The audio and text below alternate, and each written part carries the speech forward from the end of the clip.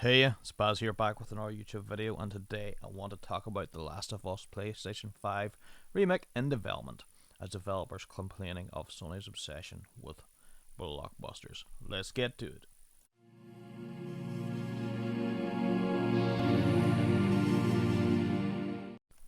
So, I'd seen this article just today, but I'd heard other people talking about it over the weekend. Want to read through the article and want to discuss it myself. A new insider report states that Naughty Dog is currently remaking its original Last of Us 2 game for the PlayStation 5. It is still suspected that Last of Us Part 2 will receive some sort of PlayStation 5 upgrade, but apparently Naughty Dog has plans to bring the first game to the platform as well, in the form of a fully fledged remake.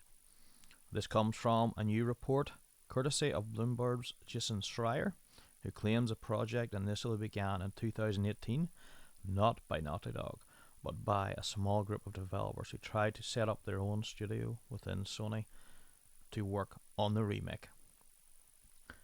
The Sony studio subsequently disbanded, though, with Naughty Dog now helming the remake and reviving support from Sony's visual arts service group. This is characterized in the report as an example of Sony continuing to prioritize its bigger studios over smaller ones.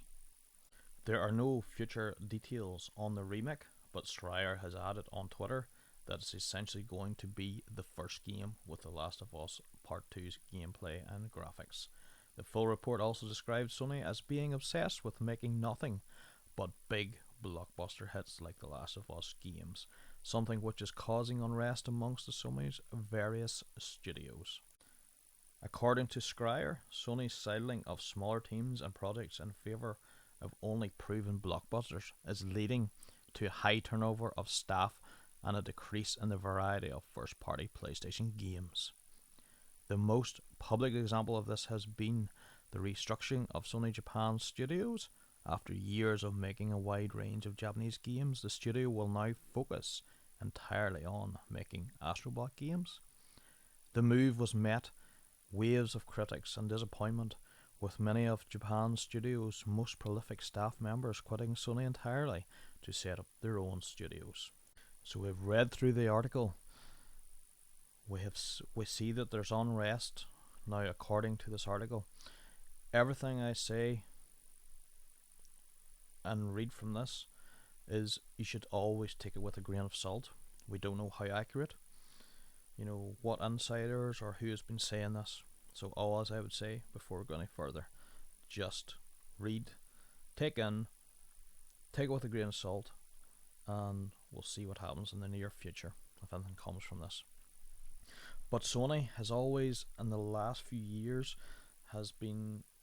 we know that they've been focused on bringing out the big blockbuster hits, and obviously with services like Game Pass, that they're saying that it isn't financially viable for them to create their own service and put their blockbuster games in day and date.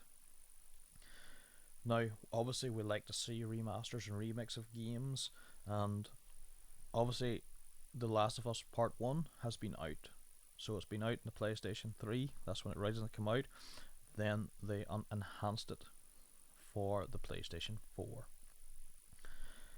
Personally, from the two games, now bar the story issues from the second one that people, that was very controversial, I personally preferred the second game to the first one, but that was because it's more upgraded in the mechanics and the gameplay and all. As an overall experience, I preferred the second one. My thoughts on the PlayStation 5 blockbuster games that they're trying to hit, or doesn't matter what generation, but these blockbuster games, I think, now if this is true, I think Sony is personally putting too much emphasis on them types of games, the AAA blockbuster games, and not as much focus on AA or indie games. I still think a company needs that variety of games. I know obviously they need the companies to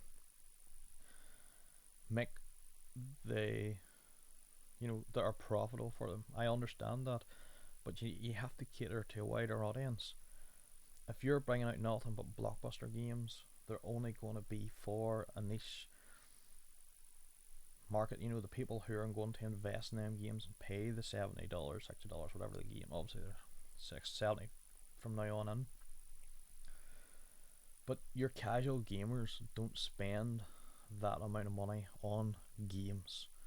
So personally, I think they need to focus more on get a range of games out, your AA's, AAA's, and obviously your blockbusters as well, and have that variety for customers to hit your hardcore gamers, your casual gamers, and everything in between.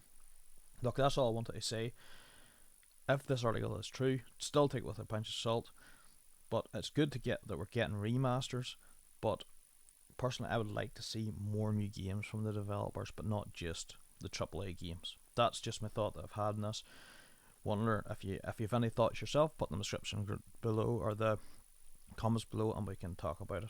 But here, I'm going to wrap it up there. So if you're liking the content that I'm creating and you want to help support the channel, any support is very much appreciated. You want to hit that wee like button. If you want to hit the wee subscribe button as well, you can see all my other videos, and if you hit the bell notification, you can see when all my future videos drop. Thanks for all the support, and I'll see you in all the next videos. See you soon. Bye.